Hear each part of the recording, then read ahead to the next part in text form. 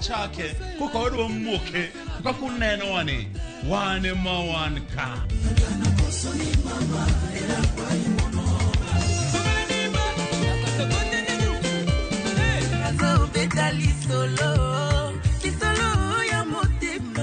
karibuni sana machiegni ure chenro mar tiedero mabiro ni chieng' soko chakore sa 11 mamidhiambo.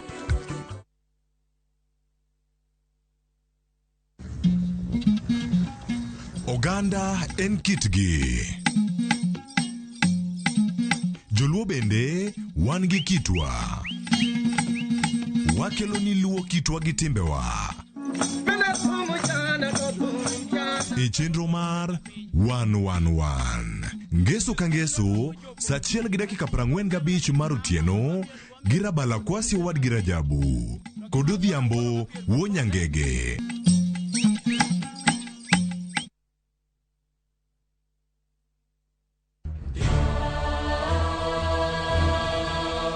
Gik masiko timore ngimane miyo bedo gi penjo mang'eny. Anyalo timo ni gima rach ahinya Tapki.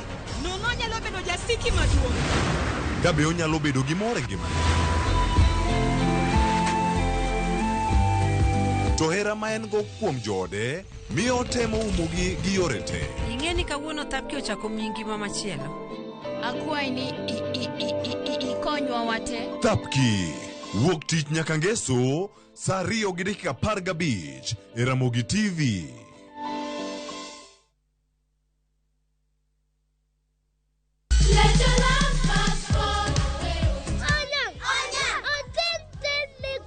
Ngeso ka ngeso wakelo ni gik mamit makelo mor. E rogo mar nyithindo kae wakelo ni talanta. Leo rombo lemo lumalema, leo rembo lemo lumalema. Loso gi lwedo. Wapuonji tedo be. Gi moko mamit. Kikelo ni kod Lox Ponde, Sally Kosgei Odhiambo, to gi Josephine Achieng'. Rogo mar nyithindo, ngeso sa 3 mar okinyi, to ibonwa e Jumapil sa 8 mana e Ramogi TV.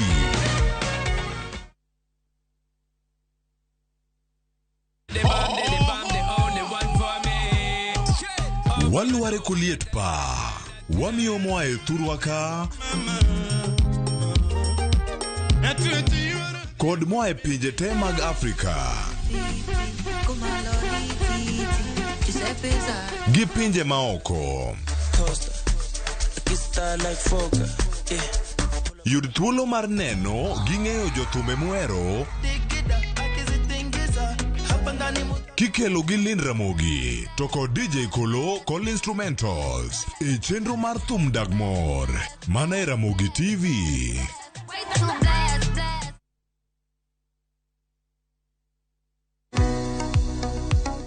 Bein kod penjo mora mora. Hello, penj laktar. Hello, daktar. Kata paro ma osebedo ka chandi ne wach ngima kod thieth. Wakelo ni puonj maliw moa kuom lakteche molony e yore thieth te. Biro tero wachiel kachiel e yor puonj. Koro ka laktar oseneni wacho ni nigi tuo mar kansa ma ema bedo ga stage mar 2. Chieng' wuok tich nyaka tich abich wakelo ni lakteche mopogore opogore mabiro puonji gimora mora e wach thieth kod bedo gi ngima makare. Riwri kod Ruth Otieno sa 12 e penj laktar mana e Ramogi TV.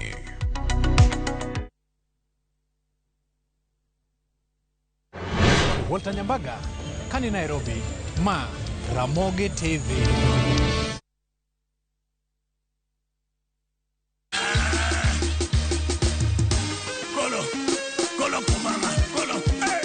Wangisi ni ma e kama watede, ma e kama walose.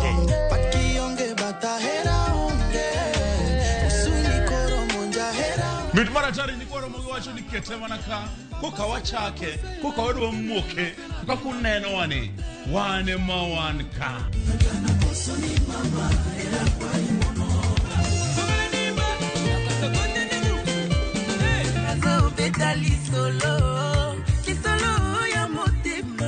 Karibuni sana machiegni ure chenro mar tiedero mabiro ni chieng' ngeso kochakore sa 11 ma midhiambo.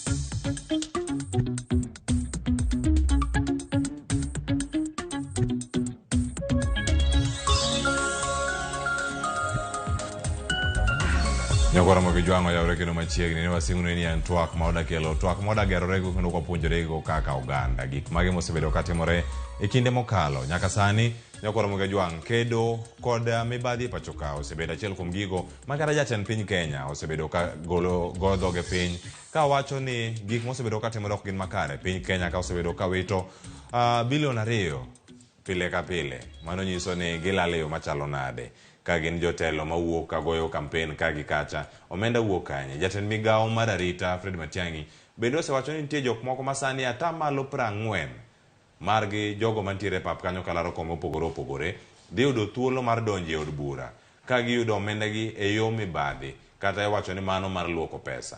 Joma nie gweng' nyalo wacho kanyo ni en wash ini luonge yo machalo nade.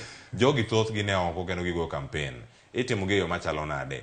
Jamna ni iyuke yo machalo nade. E kinde ma iyuke bende ing'e ni mano mibadhi. Wantiere kae kod jalony wadarango kedo kod mibadhi e pacho ka. Ahinya bende wadarango gino mano timore odiochieng' manyoro ne gin 2 madongo maneno kanyo wach mar lo mantiere buore Nairobi ka. Kaka machielo bende ne waneno mano mar Rigathi Gachagua ma en jalup William Ruto eng'welaro kom mar tend piny Kenya.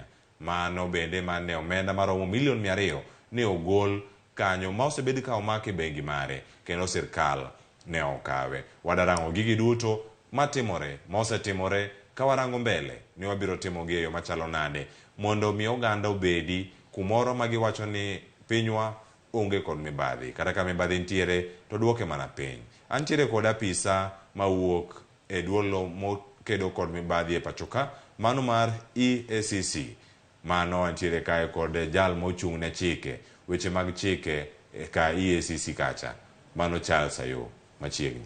Ero kamano ahinya. Manyalo bedo thuolo ni mokwongo Ramogi TV ka ng'ato nyalo penjore ni EACC ka kedo kod mibadhi penjo maduong'. Mibadhi ikedo go yo machalo nade. Ka oked kode ratiro iwacho ni siasa odonje. Ka oked kode yo maber jok moko biro pamo jok moko biro wacho nade ni jal ma kamae irange nikech en kweth machielo mar siasa kata onge sirkal. Mibadhi wakedo go migawo mar EACC wakedo kode through legal means en chike emwaluo onge wach siasa ka kata matin en mana chike. Mibadhi ni anang'o? Mibadhi en anyawacho ni en tiyo go office mari for personal gain. Itiyo go office ni for personal gain. En mibadhi kae wang'iyo jomondik gi sirikal, officers make sirikal emwang'iyo sana. Apisa ma sirikal mopogore ma osebedo ka nie kombe itimo negi ga nonro koso uchopo nade kacha mowach ni ng'ama kama chilo ma kama kwako. En wach mawuok kuom oganda ma kacha mawinjo kaka itimo gigi koso uyudo weche maling'ling gi yo mage. Yore gi yudo yo mopogore ka wacho ni ofisa mar sirikal ta awacho ofisa mar sirikal maduong' ma en national government gi sirikal matin ma en county government. Gi bede sirikal matindo koro weche mek mibadhi gi iyudo gi e yo mang'eny. King'iyo katiba kae katiba miyo migawo mar dhawo gi mibadhi ma en EACC teko kisheria mar luwo jogi. To jogi nitie yore mang'eny miluwo gigo. Wan gi intelligence led, wan gi dhano kaka in kama mong'e gima timre ofise gi be nyisowa, wan gi yore moko be through yore miluongo ni gi migawo kaka FRC, Mine Financial Reporting Center, manie bwo Central Bank. Mano be nyisowa sama nitie suspicious transactions. Ng'ato kaka in kama kitiyo e sirikal to nitie suspicious transactions, nitie pesa moko madonjo. Koro mago be flag, gibedo flag tinyisowa ni gimoro ni kae, ng'iyane.